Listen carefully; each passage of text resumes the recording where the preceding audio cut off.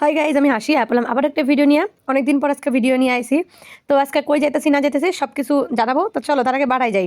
তো বাইর থেকে বাড়ানোর সময় বড় টাটা করে বাড়াই গেলাম। আজকে যাইতেছি আমি, মা, মার বান্ধবীগণ, সোনা মা অপেক্ষা করতেছিলাম দেখতে আমার বান্ধবী আউনের। এই যায় পড়ছে মার বান্ধবী। আমরা এবার সবাই মিলে বাড়াই গেছি। সবাই বেশ গল্প করতে করতে যাইতেছিলাম কীর্তনে। সবাই মা কাকিরার লগে, আমি বৌমা যাইতাছি।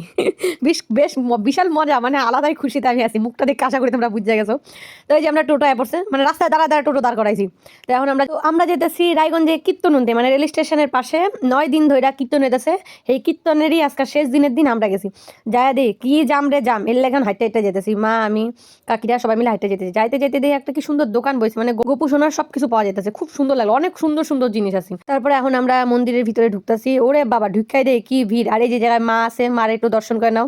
এই জায়গা হচ্ছে সবার প্রাণের রাধাকৃষ্ণ আর গর্ণিতায় রয়েছে। কি সুন্দর লাগতেছে না কও দেখতে, অসম্ভব সুন্দর। আমার তো খুব ভালো লাগছে দেখতে। আর এদিকে যাই এই দেই মাসির লগে দেওয়া হয়ে গেছে। মাসিকে আমার ভিডিও নাও আমি কইলাম চিন্তা করো না, আমি কিন্তু ব্লগের মধ্যে দিয়ে দিয়াম। এই কয়া হাসতাছি।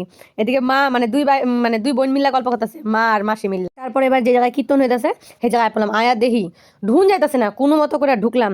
আর ওই দেখো মা তো বইতে পারে না নিচে, এর লেগে মার কখন চেয়ার ফাঁকা হইব এর লেগে মা দাঁড়ায় রয়েছে। ওই দেখো মা দাঁড়ায় রয়েছে। খুব কষ্ট লাগতেছে যে মা কখন বইতে পারবো। শুধু খুঁজতেছিলাম মা যদি একটু বইতে পারে। দেই মা আর বোনের জায়গা হয় না। এই করতে করতে ভগবান আমার কপালে প্রসাদ দিয়ে দিছে। বাতাসা সিরাইছিন যে এই বাতাস আমি পাইছি, তো ভগবানের নামে পেন নাম করে খায় লাইলাম। এর মধ্যেই দেখো ওই যে কীর্তন আছে, কীর্তনের এই জায়গা রাধাকৃষ্ণ ছিল, গৌরনিতাই ছিল। এই জায়গার মূর্তিগুলো এত সুন্দর, খুবই সুন্দর লাগতেছিল দেখতে। তো অনেক চেষ্টার পর মা একটু বইছে, দেখা খুব আনন্দ লাগলাম। আর ইনি খুব সুন্দরই নাচতাছিন।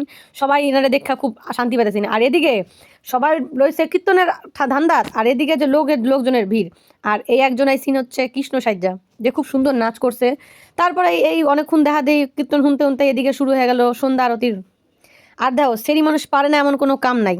দেখো সেরি মানুষটা কি সুন্দর করে খোল বাজাইতেছে, দেখায় মনটাই ভরে গেছে। এই জায়গা হচ্ছে 14 খোল না 16 খোল এরকম একটা কোনো কিছু এই নিয়মটা চলতাছি।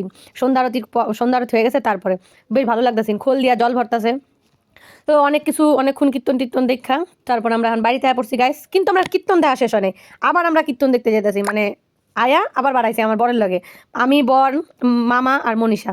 আবার আমরা সবাই এক লগে বাড়াই গেছি। এখন আমরা যেতেছি গাইস প্রসাদ খাইতে। একবার কীর্তন নিয়ে নিয়েছি, এবার যাইতেছি প্রসাদ খাইতে। যাইতেছি আর সবাই মিলে হাসতে হাসতে যাইতেছি। মানে আমরা 4 জনে মিলে পুরো হাসাহাসি করতেছি আর যাইতেছি। সবাই কি প্রণাম নিয়ে কিছু কইতাছি। এর দেখা মনীষার দেখে আশা করি তোমরা বুঝে গেছো। যাই আমরা প্রসাদ খাইতে বইয়া পড়ছি। প্রসাদ খায়া তারপরে আবার একটুখানি গোবিন্দরে তোমরা দেখাই দিলাম। এবার গাইজ আমরা বাড়ি যেতেছি, মামা আর মনীষা বাইর যেতেছে গা, আমরা বাইর যেতেছি গা গাইজ। তো গাইজ টাটা। ভিডিওটা কেমন লাগলো অবশ্যই জানাবা।